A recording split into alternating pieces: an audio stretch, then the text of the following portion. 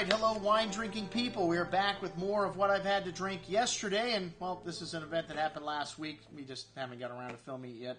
I got that new iPhone thing, an app on there, and I've been taking notes on my phone, but I'm look so technologically advanced doing that, but then it takes me a week to get the notes off of the phone.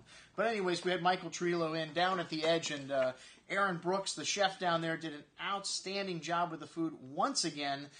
Everything we've done down there has just been incredible. We ran out of wine, though.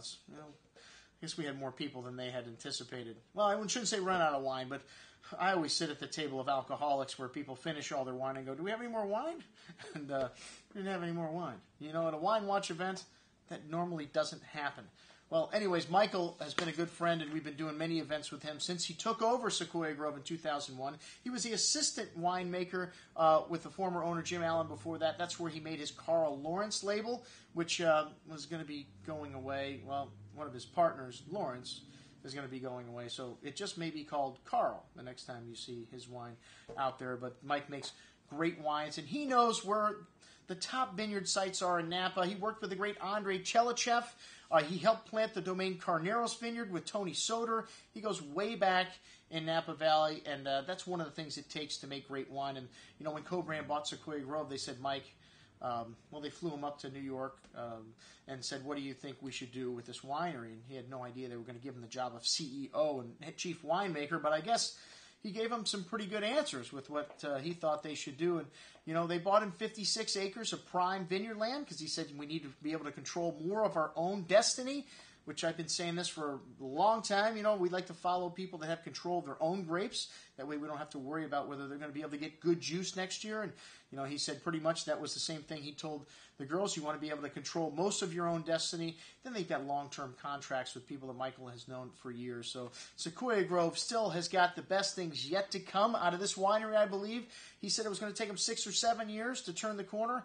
I think they did it in much less time than that because their Napa Cabernet has been one of the best values for its price range that we've had in the store for a long time. We just had 4 wines at this dinner, and, well, Domaine Carneros, that was the time with Domaine Carneros. Mike helped plant this vineyard, well, and Co-Brand also was involved with that. We had their Cuvée de la Pompadour Brut Rosé, a fantastic aperitif sparkler because this wine just has such pretty fruit. Strawberry, raspberry, fresh flowers, maybe just a hint of spice to this, but a really pleasant and easy drinking sparkling wine if you're not going to serve pass-arounds. I don't know if I just got there late, but I didn't get any pass-arounds at this event. But hey, man, Aaron serves just the right amount of food. I could have even eaten my dessert here. The last thing I like to see at a wine dinner is for the food to go eaten on the table.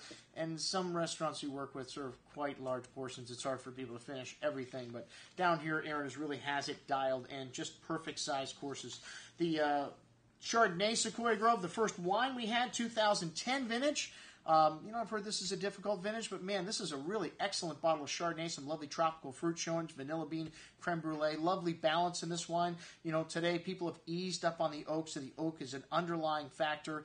And like I said, that's, you know, you don't get a lot of people that want to chew on a 2x4 anymore when they're drinking Chardonnay. And this 2010 Sequoia Grove, lovely balance in this wine. Smooth and creamy on the tongue with nice freshness, kind of a lemon drop candy fruit and light oak spice on the finish. Excellent Chardonnay at, just under $30. The Sequoia Grove Cabernet, as we mentioned before, this wine has been a real workhorse for us here. In 2007, they stopped making reserve, and Michael put all the juice into this, and he said, you know, there's still people that want to pay more. Sequoia Grove is not a $50 or $100 brand.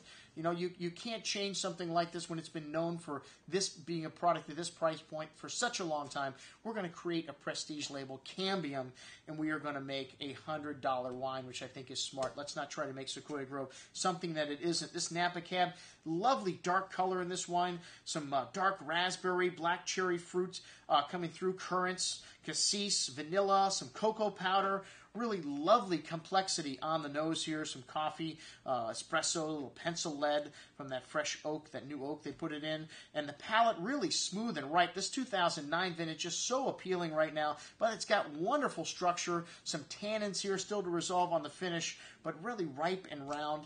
And lovely sweet fruit all the way to the end. And that spice echoing through the finish. I challenge you to find a better Cabernet Sauvignon at around $30, which is what we offer this wine for on sale. You can't do it. Not from Napa Valley. All right, Cambium, the red. wow, this 2008, another really good vintage for Cambium. As I mentioned before, 2007 was the first vintage, but this wine has got a lovely concentration and depth of fruit on the nose. Currant, cassis-berry fruit, cigar box spice, soy, dark cocoa, really well endowed.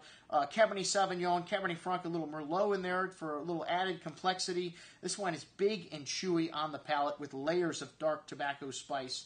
And just a really long, layered finish in this wine. Most excellent juice. And for $100, there's not much you're going to find that's better than this wine in Napa Valley, folks. All right, I'm your host, Andrew Lampasoni. That's what I had to drink with the folks from Sequoia Grove down at the edge. Remember, always drink the good stuff first.